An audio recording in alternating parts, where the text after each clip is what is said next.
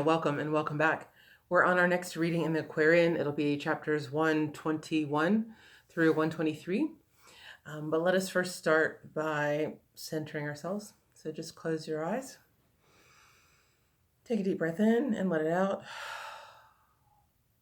Another deep breath in and out.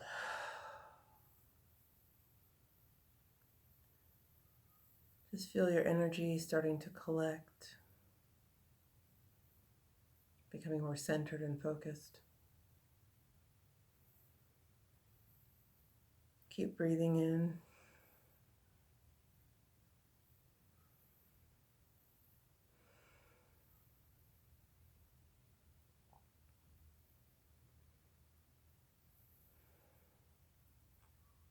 On your next in breath, consciously call all of your power back to yourself.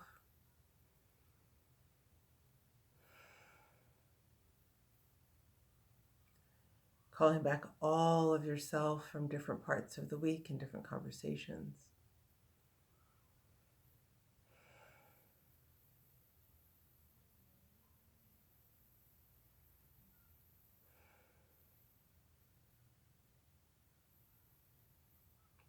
And on your next couple of in-breaths, just gather up all of the errant thoughts,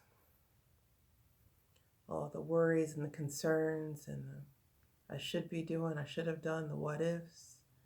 Just gather all of that up and blow it into a balloon just above your head.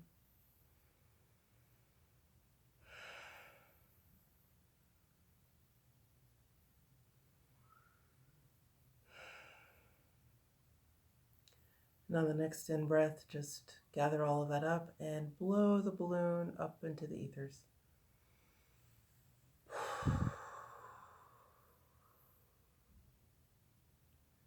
Just like that, feel all your cares and worries drift away.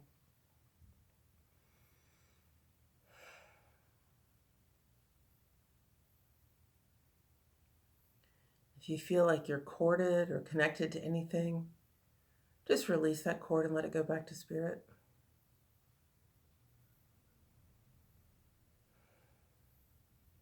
If you feel like anything is corded or connected to you, just release that cord and let it go. Let it return back to spirit.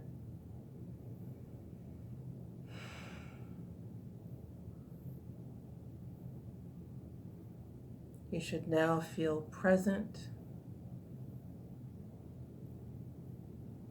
focused,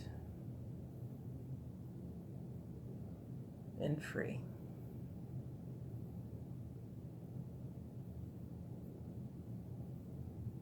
Now see a gentle column of white light coming down over us. Breathe in that light.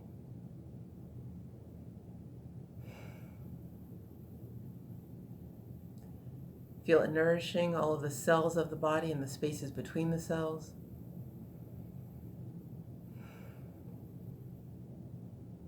Feel yourself illumined from within.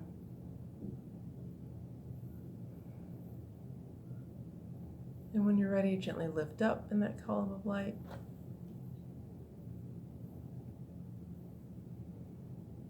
Lifting out of earthly cares and worldly concerns. Lifting up into your space of knowing,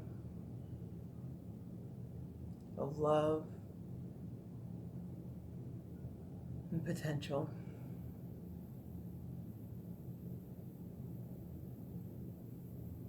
And when you're comfortable, gently open your eyes.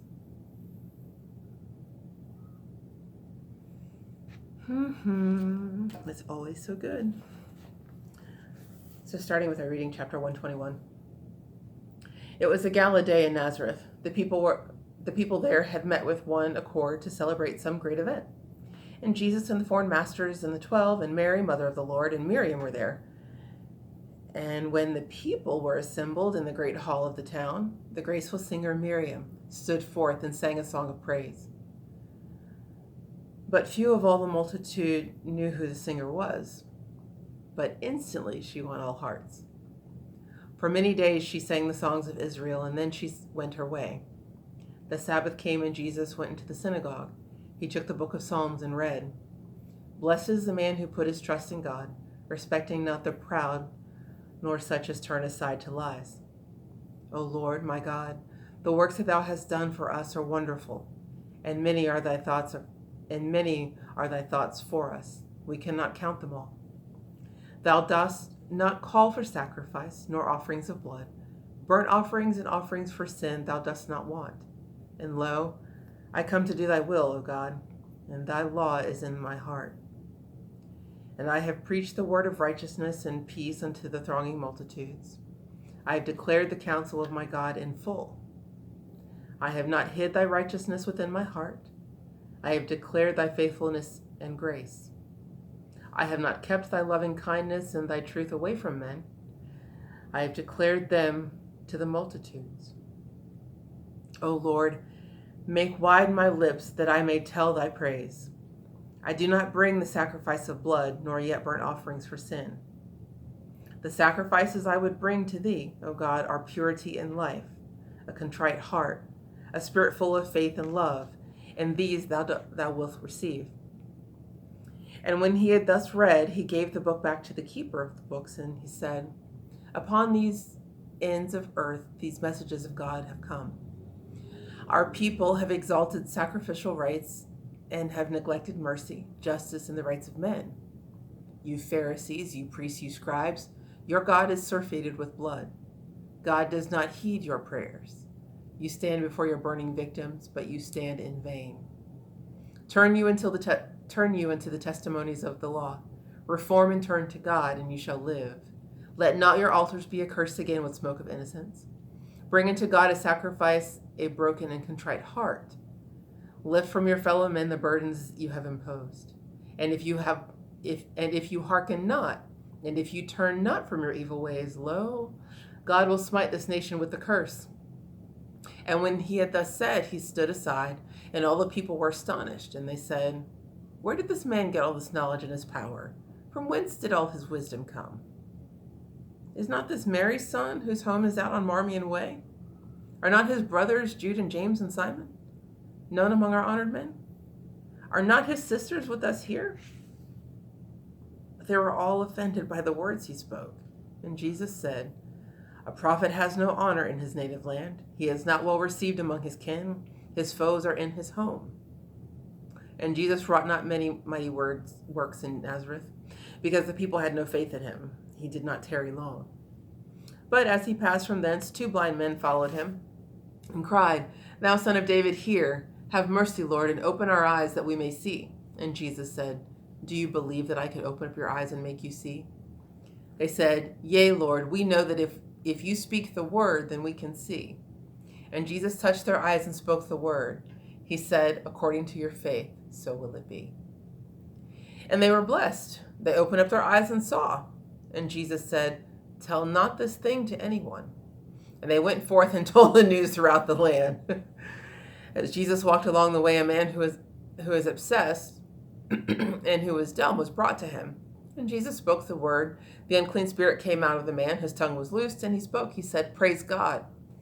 The people were amazed. They said, This is a mighty deed. We never saw that done before. The Pharisees were also much amazed, but they cried out and said, You men of Israel, take heed. This Jesus is a tool of Beelzebub. He heals the sick and casts out spirits in Satan's name. But Jesus answered not. He went his way. And with the foreign masters and the 12, he went up to the town where he once turned water into wine and tarried certain days. The Christians prayed in silence 7 days. Then Jesus called the 12 aside and said, Behold, the multitudes have thronged about us everywhere. The people are bewildered. They wander here and there like sheep without a fold. They need a shepherd's care. They want a loving hand to lead them to light. The grain is ripe, the harvest is abundant, but the harvesters are few. The time is also ripe, and you must go alone through all the villages and towns of Galilee and teach and heal. And then he breathed upon the 12, and he said, Receive thy holy breath.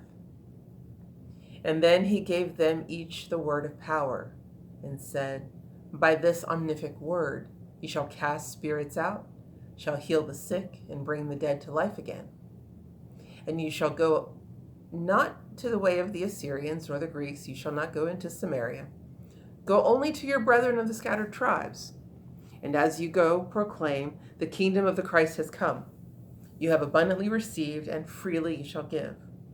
But you must go in faith. Provide yourselves no crutch to lean upon. Give all your gold and silver to the poor. Take not 2 coats nor extra shoes. Just take your wands. You are God's husbandman, and he will never suffer you to want. In every place you go, search out the men of faith. With them abide until you go from thence. Go from him. Until you go from hence. You go for me. You act for me. They who receive and welcome you receive and welcome me. And they who shut their doors against your face refuse to welcome me. If you are not received in kindness in a town, bear not away an evil thought. Do not resist. An evil thought of any kind will do you harm, will dissipate your power. When you are not received with favor, go your way, for there are multitudes of men who want the light. Behold, I send you forth as sheep among a pack of wolves, and you must be as wise as serpents and as harmless as doves. In all your language be discreet, for Pharisees and scribes will seek a cause for you for your arrest in what you say. And they will surely find a way by charges false to bring you into court. And judges will declare that you are guilty of some crime and sentence you to scourgings and to prison cells. And when you come to stand before the judge, be not afraid. Be not disturbed about the way to act, the words to speak. The holy breath will guide you in that hour and give you the words that you shall speak. Of this be full assured, it is not you who speaks, it is the holy breath that gives you the words and moves the lips. The gospel that you preach will not bring peace, but it will stir the multitudes to wrath. The carnal man abhors the truth, and he would give his life to crush the tender plant before the harvest time. And this will bring confusion in the homes that were the homes of stagnant peace. And brother will give brother up to death, and father will stand by and see men execute his child. And in the courts the child will testify against the sire and gladly see its mother put to death. And men will hate you because you speak the name of Christ. Thrice blessed is the man who shall be faithful in the coming day of wrath. Go now. When you are persecuted in a place, go seek another place. And when you meet a foe too great for you, behold, the Son of Man is at your door, and he can speak, and all the hosts of heaven will stand in your defense. But do not hold your present life in great esteem. The time will come when men will take my life. You need not hope to be immune, for they will slay you in the name of God. Men call me Beelzebub, and they will call you imps. Be not afraid of what men say and do. They have no power over soul. They may abuse and may destroy the body of the flesh, but that is all. They do not know the God who holds the issues of the soul within his hands, who can destroy the soul. The Christ is king today, and men must recognize his power. He who loves not the Christ, which is the love of God, before all else, can never gain the prize of spirit consciousness. And they who love their parents or their children more than they love the Christ can never wear the name of Christ. And he who loves his life more than he loves the Christ cannot please God. And he who clings to life shall lose his life, while he who gives his life for Christ will save his life. When Jesus had thus said, he sent the 12 away by twos and bade them to meet him in Capernaum. And they went out through all the towns of Galilee and taught and healed in spirit and in power. The Christine master spent a time in prayer, and then he called the foreign masters and he said to them, Behold, I see the 12 apostles unto Israel. I sent the 12 apostles unto Israel. But you are sent to all the world. Our God is one, is spirit and is truth, and every man is dear to him. He is the God of every child of India, of the farthest east, of the farther east, of Persia, of the farther north, of Greece and Rome, and of the farther west, of Egypt and the farther south, and of the mighty lands across the seas and in the islands of the seas. If God would send the bread of life to one and not to all who have arisen to the consciousness of life and can receive the bread of life, then he would be unjust, and that would shake the very throne of heaven. So he has called upon you from the 7 centers of the world, and he has breathed the breath of wisdom and of power into your souls. And now he sends you forth as bearers of the light of life, apostles of the human race. Go on your way, and as you go, proclaim the gospel of the Christ. And then he breathed upon the masters and said, Receive the holy breath. and then he gave to each the word of power. And each went on his way, and every land was blessed. Then Jesus went alone across the hills of Galilee, and after certain days he reached the coast of Tyre. And at the home of Rachel he abode. He did not advertise his coming, for he did not come to teach. He would commune with God where he could see the waters of the mighty sea. But Rachel told the news, and multitudes of people thronged her home to see the Lord. A Grecian woman of Phoenicia came.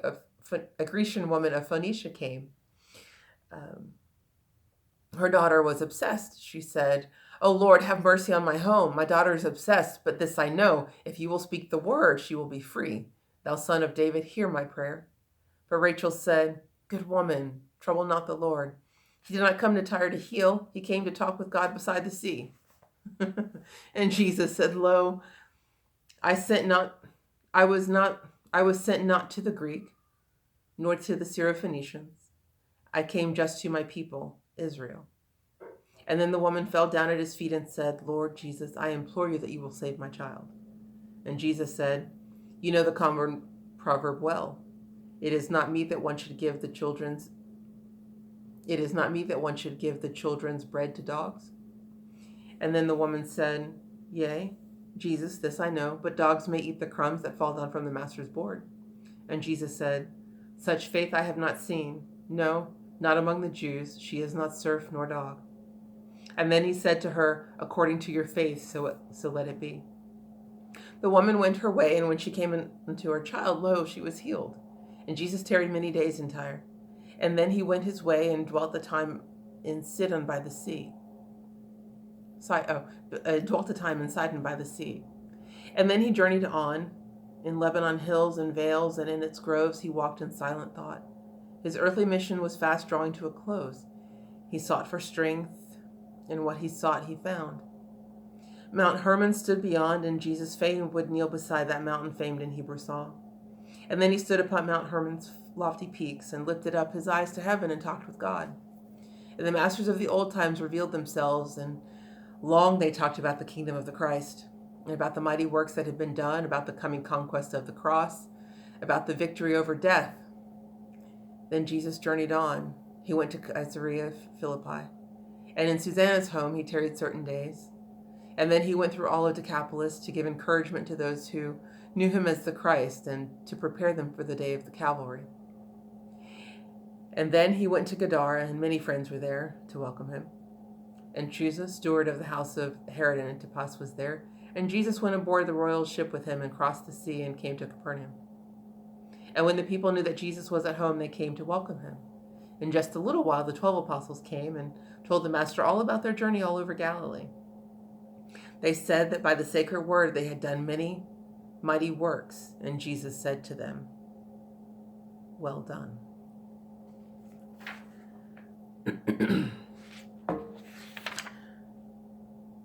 So here we have Jesus sending out the apostles and the masters to go and do the work that they have been learning from him all of this time. But first, I think it's important that he notes for us yet again, because it's come up at least twice before, that a prophet isn't. What does it say? Yeah, a prophet has no honor in his native land, because the scribes and the Pharisees are like, "Isn't that Jesus from like down Marmion Way? Aren't his brothers? Judas, Simon, and James?" It's like, they can't accept that he, someone of common and low birth in a place that they recognize, could possibly be so great a personage, right? And have such a great teaching to share. And it's proximity, right? Like, because they grew up with them and they see him as that small person, like just one of them, they can't see all that he has become and all of his travels and all of his learning and his acceptance of the office he's about to ascend into. It just goes to show, greatness can reside anywhere, and it can be in any of us, and indeed it is all of us.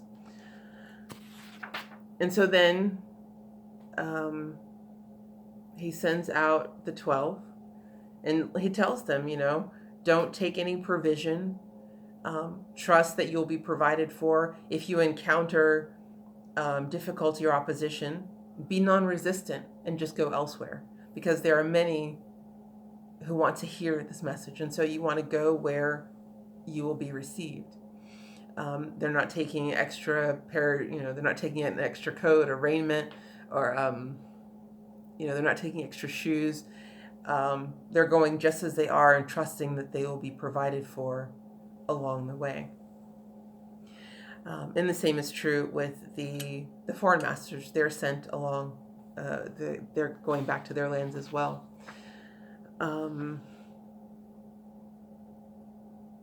then we finish. I laugh with Rachel because the reason he's coming to Rachel's house is so that he can relax and gather strength and commune with God. But Rachel decides to tell everybody that he's coming. And then because she's told everybody that he's coming, she admonishes people who come to get a healing, saying he's here to rest. And it's like, well, woman, what were you doing? So, I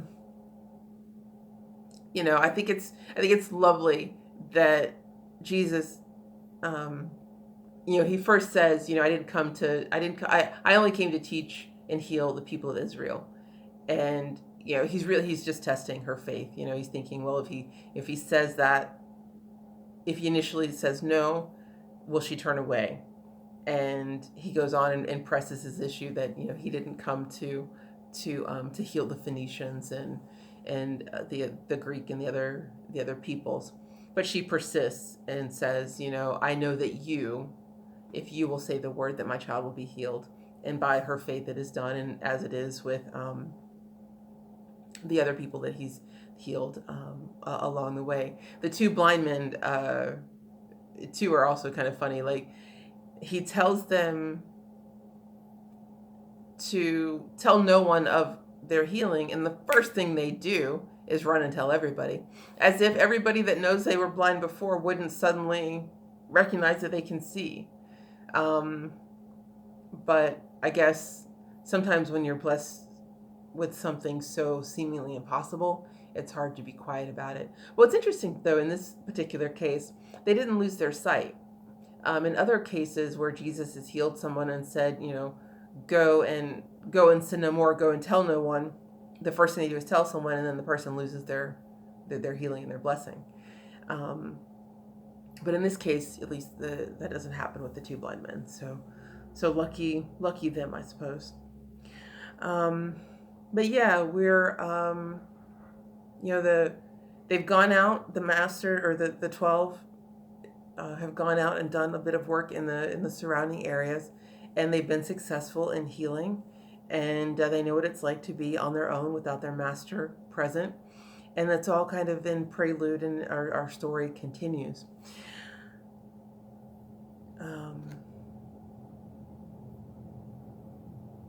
So yeah, I think we'll leave it there for now, and we'll see what happens, or we'll hear the stories of the 12 and what their experiences were like in our next reading. I hope you've enjoyed this and continue to, and I wish you great success and joy throughout the week, and I'll see you again soon. Bye then.